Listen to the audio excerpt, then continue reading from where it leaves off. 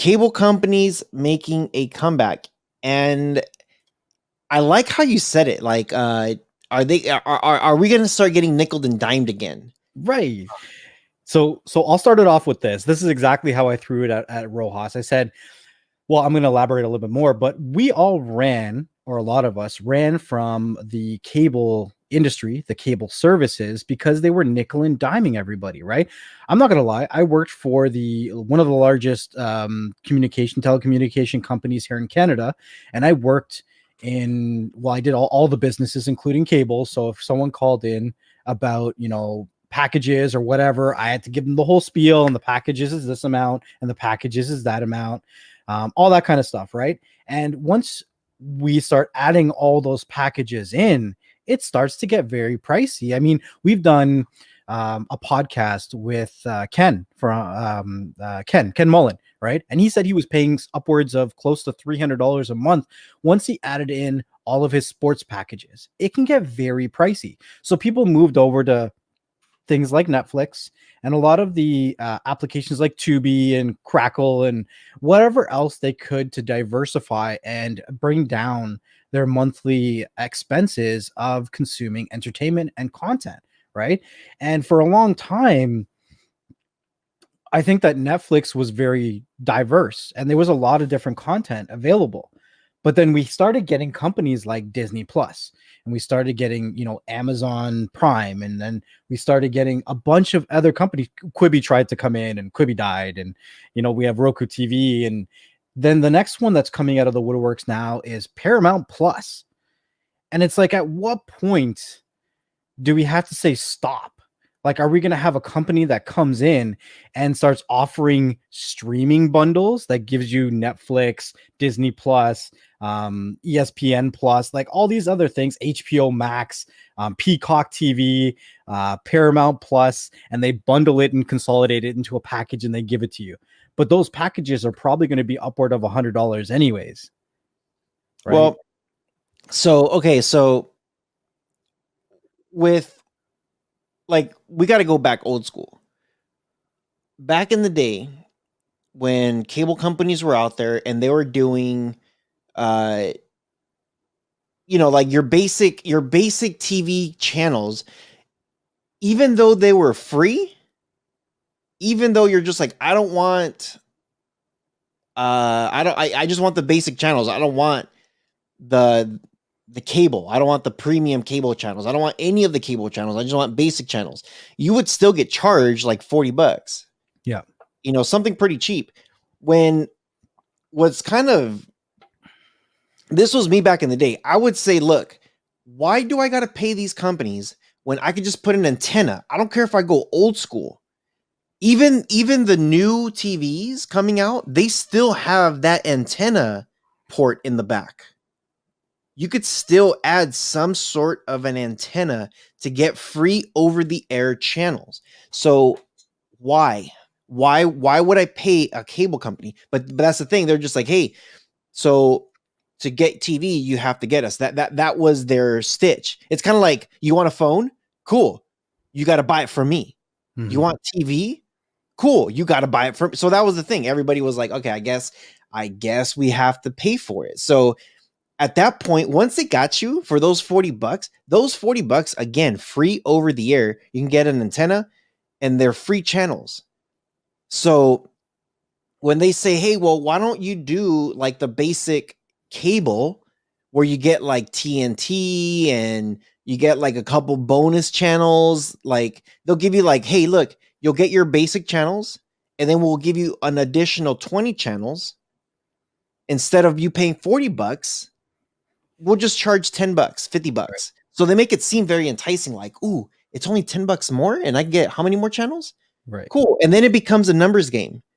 Then it's like, hey, if you pay, instead of you paying $50 now for 50 channels, let's say, in your mind, you're thinking $1 a channel, that's not bad. Then they say, hey, you know what? For $70, I don't know what that was about. For $70, instead of you paying $50 for your 50 channels, $70, we're going to give you 300 channels. And then you're just like, dude, that's like a quarter. Then you start trying to do some math in here, and Right. then you're just like, dude, that's actually a good freaking deal. I could get how many? You know what? Yeah. And then they start saying like, hey, you know what? How about this? We How can about give that? you we could give you HBO now. And then it's only $10. It's only $10 more. And then now you get the premium stuff. No commercials, you get the exclusive stuff. So yeah, so a lot of companies well, that's pretty much how Netflix bounced and said, "Here we are. You don't need to get all these extra freaking everything. Not at all. You could just you like just get your basic stuff, Right. cancel everything, get your Netflix from us because everything that they play on HBO back in those times, you're going to find on Netflix. Whatever they're going to play on Showtime, you're going to find on Netflix. That's how it was. And back in those times also, you used to rent the DVDs. So I think what's happening, and I saw this coming. I saw it coming, and I'm just like, I don't understand why every single one of these companies, HBO, Showtime, Epics, the movie channels, like I don't understand why all these different companies are saying, hey, it's $10 to rent us with whatever provider when they could just create their own app. And then I thought about that too, and I'm just like, well, how much money would I save if they create their own app? I Right. would assume instead of charging me $10, they would say, hey, let's cut everybody a great deal and charge 60%.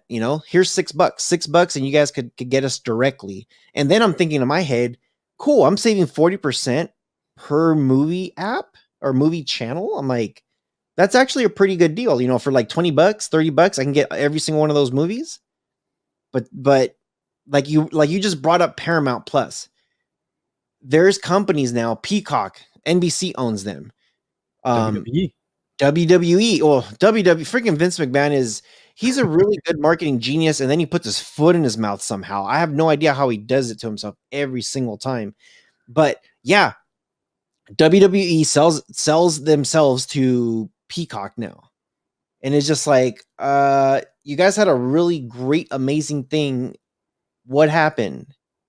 And pandemic, the pandemic is like destroying a lot of people. And actually, the pandemic's actually helping out a lot of other companies too, like Disney Plus.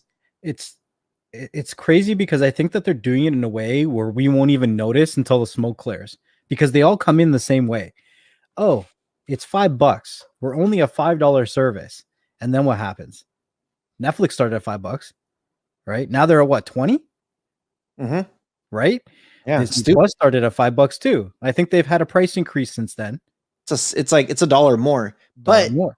But Disney Plus, they are giving you stuff that, like, okay, The Mandalorian. It's arguably the best show since it came out. Like, here's a show everybody raged. This is the best show to watch. As soon as the second season came out, this is the best show for this year now also. It just keeps getting better and better and better. They pulled out from Netflix and said, Disney, hey, we're going to take out all of our Star Wars, all of our Avengers, some Disney movies, some Pixar stuff, and we're just going to make our own app. And I think what they're doing is really smart. $12, I think it's like $12.99 or whatever for the bundle.